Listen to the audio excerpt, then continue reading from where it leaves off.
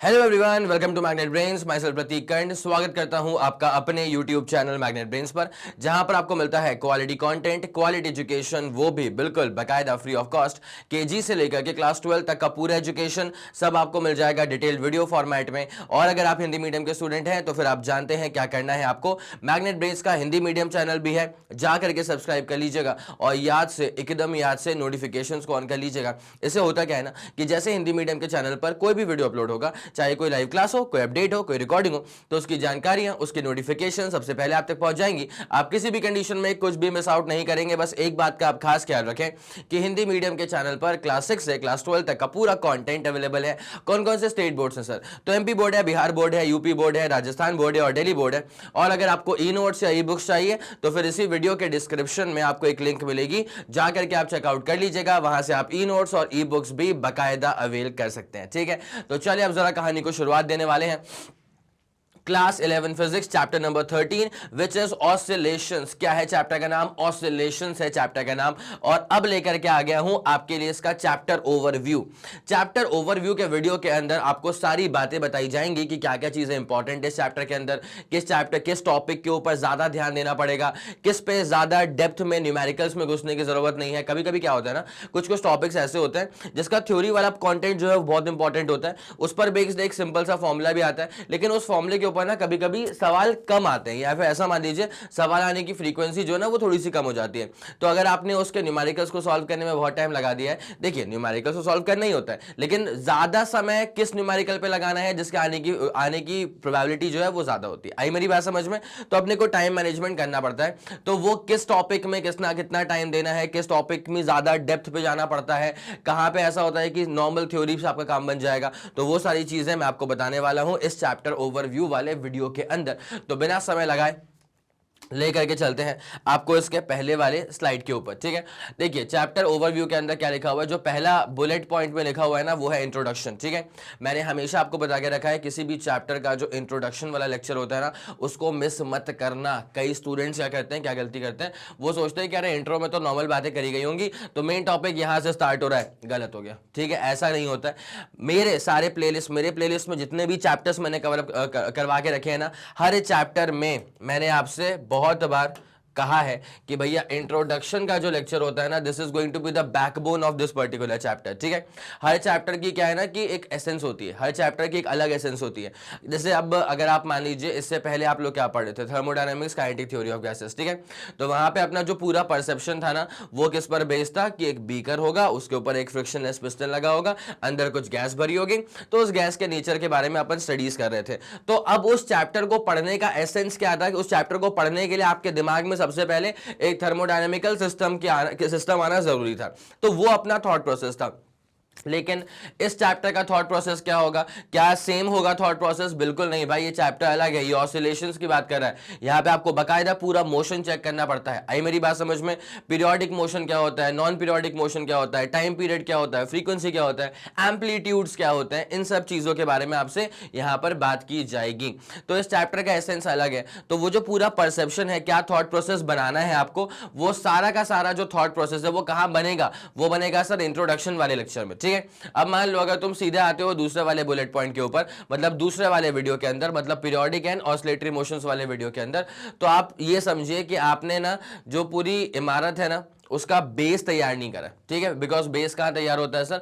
Base तैयार होता है इंट्रोडक्शन पे। कहां होता है बेस तैयार? इंट्रोडक्शन पे। ठीक है, तो किसी भी सूरत में, किसी भी हाल में इंट्रोडक्शन का वीडियो आपसे मिस आउट नहीं होना चाहिए, मेक श्योर करना। ठीक है, अब एक और मैं आपको खास बात बता दूं, बुलेट पॉइंट्स में आपको ये जो जो टॉपिक्स नजर आ रहे हैं ना, आपको इन्हीं टॉपिक्स के नाम से प्लेलिस्ट में वीडियोस ऐड होते हुए दिखेंगे। ठीक है, जब आप प्लेलिस्ट चेक करेंगे ना तो प्लेलिस्ट का जो पहला वीडियो होगा इस चैप्टर के अंदर का वो होगा इंट्रोडक्शन वीडियो, उसके जो जस्ट बाद वाला वीडियो होगा ना वो यही वाला वीडियो होगा, पीरियोडिक एंड ऑसिलेटरी मोशन। तो कई दफा क्या होता है ना कि अगर बच्चे को ये नहीं पता कि वो चैप्टर कितना बड़ा है, तो वो जो चैप्टर की लेंथ है ना वो भी आप सिंपली इन टॉपिक्स को देख करके जज कर सकते हैं। ठीक है, आई मेरी बात समझ में? पक्का? Okay sir.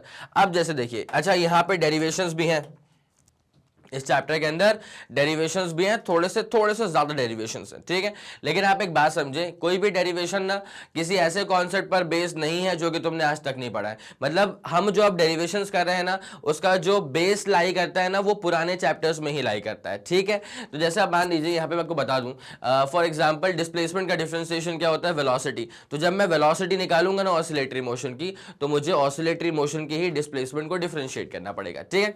अब ये जो बेस है वो तो हम बहुत पहले पढ़ के आ चुके हैं, मोशन इन स्ट्रेट लाइन के अंदर ही पढ़ के आ चुके हैं, इनफैक्ट उससे भी पहले पढ़ के आ चुके हैं। अब जरा गौर करिए, जैसे मान लीजिए वेलोसिटी का डिफरेंशिएशन है एक्सेलरेशन, तो अगर मुझे ऑसिलेटरी मोशन का एक्सेलरेशन निकालना होगा तो मैं ऑसिलेटरी मोशन के ही वेलोसिटी को डिफरेंशिएट कर दूंगा, तो मुझे मिल जाएगा एक्सेलरेशन। तो डेरिवेशंस हैं, लेकिन इस पैटर्न के डेरिवेशंस हैं, ठीक है। ओके सर, तो दूसरा वीडियो जो आएगा अपने पास में वो आएगा पीरियोडिक एंड ऑसिलेटरी मोशन। देखो ऑसिलेटरी मोशन को समझने के लिए ना पहले पीरियोडिक मोशन की जानकारी होना बहुत जरूरी है, ठीक है। तो इस वाले लेक्चर के अंदर ना, मतलब लेक्चर के इनिशियल ड्यूरेशंस में हम डिस्कस कर रहे होंगे पीरियोडिक मोशन के बारे में, और उसके बाद से अपना टॉपिक जो है वो स्विच होकर के ऑसिलेटरी मोशंस पे आ जाएगा, ठीक है। तो ऑसिलेशन चैप्टर का नाम है, तो ऑसिलेटरी मोशन आपको सेकंड वाले वीडियो से क्या है समझ में आना शुरू हो जाएगा। और इंट्रोडक्शन लेक्चर के अंदर भी मैं आपको ऑसिलेशन से ही सारे एग्जाम्पल जो दूंगा ना, वो ऑसिलेशन के एग्जाम्पल दूंगा, ठीक है। उसके बाद यहां पर जो दूसरा वीडियो जो तीसरा वीडियो आएगा वो आएगा SHM। SHM का मतलब क्या होता है, सिंपल हार्मोनिक मोशन। आप जब ऑसिलेशन पर बेस कोई क्वेश्चन सॉल्व करते हैं ना, तो उस पूरे क्वेश्चन को आप एक बार चेक करना, उसमें SHM जरूर लिखा होता है, ठीक है। तो SHM इस कदर इंपॉर्टेंट है, तो कोई दिक्कत वाली बात नहीं, एकदम टॉपिक वाइज चलेंगे। तो ये तीसरे वाले टॉपिक तक आते आते ना आप क्या इस चैप्टर की नब्ज पूरी पकड़ लेंगे, ठीक है। उसके बाद SHM का एडवांस वर्जन, थोड़ा सा और डेप्थ में जाएंगे इसके अंदर। तो simple harmonic motion SHM and uniform circular motion, यहाँ पे यूनिफॉर्म सर्कुलर मोशन से कैसे आप रिलेट करोगे SHM को, यूनिफॉर्म सर्कुलर मोशन से कैसे आप रिलेट करोगे SHM को, वो सारी जानकारी आपको इस वाले टॉपिक के अंदर मिल जाएगी। मैं आपको बता दूं कि ये जो रिलेशन है ना इन दोनों के बीच में, बहुत ही जबरदस्त रिलेशन है, ठीक है। एक सिंगल एग्जाम्पल दूंगा, एक सिंगल एग्जाम्पल ही है जिस पर ये जो फोर्थ वाला वीडियो बनेगा ना अपना, वो पूरा निकल जाएगा। आई मेरी बात समझ में? और अगर ये वाला आपने वीडियो मिस करा ना, तो आप डेरिवेशंस में कच्चे रह जाएंगे ठीक है। तो मेक श्योर करना कि ये जो लेक्चर है ना, ये इसलिए बहुत इंपॉर्टेंट है क्योंकि एक तरह से ये डेरिवेशन की ना आपके लिए बेस सेट कर देगा, ठीक है। उसके बाद अगले वाले टॉपिक से, मतलब वीडियो नंबर 5 से स्टार्ट होता है अपना डेरिवेशन का एकदम प्रॉपर डेरिवेशन। जब इसी नाम से आपको अपने एग्जाम्स में ना सवाल देखने को मिलेंगे, derive the expression for velocity, derive the expression for acceleration, derive the expression for displacement, for oscillatory motion, ठीक है। तो सिंपल हार्मोनिक मोशन में वेलोसिटी और एक्सेलरेशन ये हम देखने वाले हैं, और डिस्प्लेसमेंट हम इन दोनों लेक्चर्स के अंदर भी देख चुके होंगे, मतलब थर्ड और फोर्थ लेक्चर के अंदर भी हम ऑसिलेशन का डिस्प्लेसमेंट, मतलब डिस्प्लेसमेंट इन ऑसिलेशन देख चुके होंगे, ठीक है। उसके बाद force law for simple harmonic motion, यहां पे ना आपको स्प्रिंग कांस्टेंट से वाकिफ करवा दिया जाएगा। और मैं आपको बता दूं स्प्रिंग कांस्टेंट का बहुत बड़ा रोल होता है ऑसिलेशन के न्यूमेरिकल्स को सॉल्व करने में, ठीक है। तो अब ये जो स्प्रिंग कांस्टेंट है, इसका जो पूरा फंडा है, हम वो कहां पढ़ के आ चुके हैं, हम इसको पढ़ चुके हैं वर्क एनर्जी एंड पावर में। तो वहां से फिर से एक बार उसको यहां पे लाना पड़ेगा, बिकॉज बहुत बड़ा रोल प्ले करेगा स्प्रिंग कांस्टेंट ऑसिलेशन के न्यूमेरिकल्स को सॉल्व करने में, ठीक है। चलिए उसके बाद फिर अपन क्या करेंगे, अब आएंगे energy in simple harmonic motion, force वगैरह हो गया, तो फिर एनर्जी की बात की जाएगी यहाँ पे, ठीक है। तो ये अपने पास टॉपिक्स हैं। एक बार मैं चाहूंगा कि आप इसका स्क्रीनशॉट ले लें ताकि आपको समझ में आ जाए कि क्या क्या चीजें पढ़नी है इस चैप्टर के अंदर में, ठीक है। ये हो गया ओके सर। अब उसके बाद 2-3 टॉपिक्स और हैं। देखो सिंपल पेंडुलम, ये ना एक्सपेरिमेंट आप करेंगे इसको, 11th क्लास में स्कूल में एक्सपेरिमेंट करवाए जाते हैं। तो सिंपल पेंडुलम वाला बहुत ही फेमस एक्सपेरिमेंट है, एक फॉर्मूला उसमें यूज करते हैं टाइम पीरियड का, ठीक है। उस फॉर्मूले का डेरिवेशन आपको इस लेक्चर के अंदर मिल जाएगा। अगर आपने ये लेक्चर देख लिया ना, तब जो आप एक्सपेरिमेंट करने वाले हैं स्कूल में, that will start making sense to you. या फिर अगर ऐसा हो गया है कि आपने एक्सपेरिमेंट पहले कर लिया है स्कूल में, उसके बाद आप इस लेक्चर तक पहुंचे हैं, तो फिर अब जब ये लेक्चर आप देख लोगे ना, तो फिर आपको चमकेगा कि हाँ यार, वो जो टाइम पीरियड निकाल रहे थे अपन सिंपल पेंडुलम का, वो निकाल कैसे रहे थे, फॉर्मूला कहां से आया था, फॉर्मूला यहां से आया था, बोले हाँ कि ना, ठीक है। उसके बाद ये भी डेरिवेशन है। उसके बाद यहां पे ना जैसे कि आप सब लोग जानते हैं प्लेलिस्ट की सबसे खास बात क्या है कि इसके अंदर एनसीईआरटी के सारे टॉपिक्स तो कवर किए ही गए हैं, उसी के साथ साथ जो स्टैंडर्ड रिफ्रेशर्स होते हैं ना, उन रिफ्रेशर्स का भी कंटेंट आपको प्रॉपर डिलीवर करा गया है प्लेलिस्ट के अंदर ही।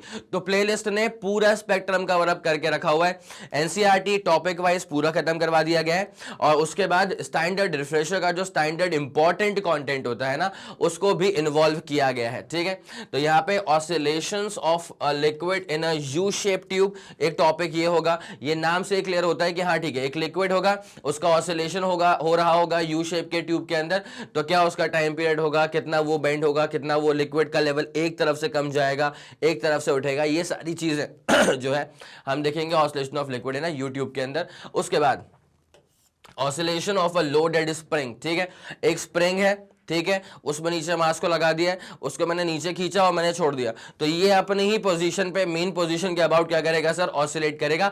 तो इसका जो ऑसिलेशन होगा उसके भी सारे पैरामीटर्स हम देख लेंगे इस पर्टिकुलर वीडियो के अंदर। और इसके बाद जो इस चैप्टर के टॉपिक्स थे, जो कॉन्सेप्चुअल टॉपिक्स थे, वो सारे खत्म हो जाएंगे। अब मैं हमेशा आपसे कहता हूं कि जब भी आपको ये चेक करना हो ना कि किसी पर्टिकुलर चैप्टर में कितनी ग्रिप बन गई आपकी, कितनी डेप्थ आपकी हो गई नॉलेज की, तो वो चेक करने के लिए मेक श्योर करना है कि एनसीईआरटी का जो पीछे होता है ना वो एक्सरसाइज वाले क्वेश्चंस, वो सारे के सारे क्वेश्चंस अपने को सॉल्व करने हैं। ठीक है, इनिशियली सवाल का लेवल आरामदायक रहता है, उसके बाद धीरे धीरे अब एनसीईआरटी के क्वेश्चंस को इतना वेल क्राफ्ट किया गया है ना, मैं सच में जितनी तारीफ की जाए उतनी कम होगी।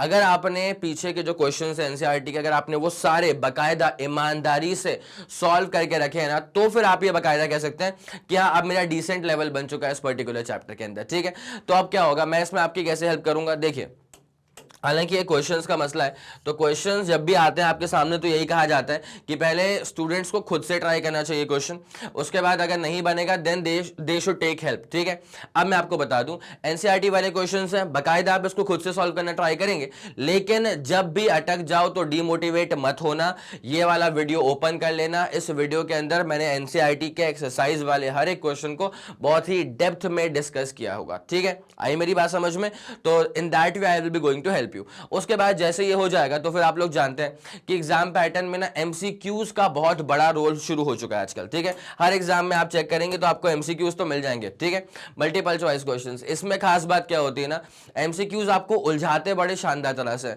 4 ऑप्शन दे के रखे हैं तो उसमें से एक ऑप्शन सही है, लेकिन जो 3 ऑप्शन गलत है ना, वो ऐसे ही रैंडम ऑप्शन नहीं फेंक दिए आपके सामने।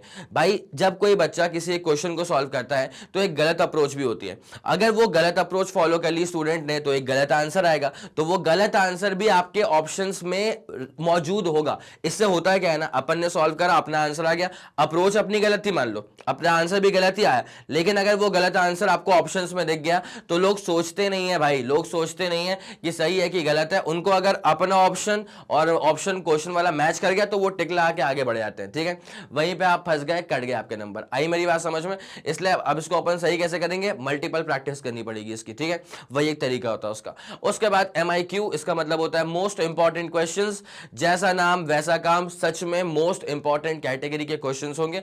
इसमें डेरिवेशंस का क्वेश्चन का पैटर्न क्या होगा, कई बार क्या होता है कि आपने डेरिवेशन किया हुआ है लेकिन वो डेरिवेशन किस नाम से आएगा आपको कभी कभी मालूम नहीं चलता है, तो वो आपको मालूम चल जाएगा MIQ वाले वीडियो के अंदर। ठीक है, हालांकि जब मैं डेरिवेशंस करवाऊंगा ना आपसे तो भी मैं डिस्कस करके रखूंगा, लेकिन अगर किसी कारणवश आपने मिस कर दिया होगा तो MIQ is going to provide you another chance कि आप उस डेरिवेशन को बकायदा कैसे क्वेश्चन के फॉर्मेट में वो डेरिवेशन आपसे पूछा जाएगा, किस लैंग्वेज का क्वेश्चन रहेगा, कैसे उसके टर्म्स रहेंगे, वो सब टर्मिनोलॉजी जो है ना वो आपको मालूम चल जाएगी MIQ के अंदर। उसके बाद सबसे important video complete chapter revision, इसको अपन प्यार से वन शॉट रिवीजन वीडियो भी कहते हैं। ये वीडियो आपकी हेल्प कैसे करेगा, इस चैप्टर को 1.5 घंटे पौने 2 घंटे, मतलब जितना पॉसिबल हो सके उतने कम समय में इस चैप्टर के हर एक इंपॉर्टेंट डेरिवेशन, हर एक इंपॉर्टेंट डेफिनेशन, हर एक इंपॉर्टेंट की फीचर्स और कुछ न्यूमेरिकल्स जो कि एक फिक्स्ड कैटेगरी के न्यूमेरिकल्स है जो कि आते ही आते हैं, आपको कम से कम इस कैटेगरी वाले न्यूमेरिकल्स कर लेने चाहिए थे, तो वो सारे न्यूमेरिकल्स मैं इंक्लूड करके रखता हूं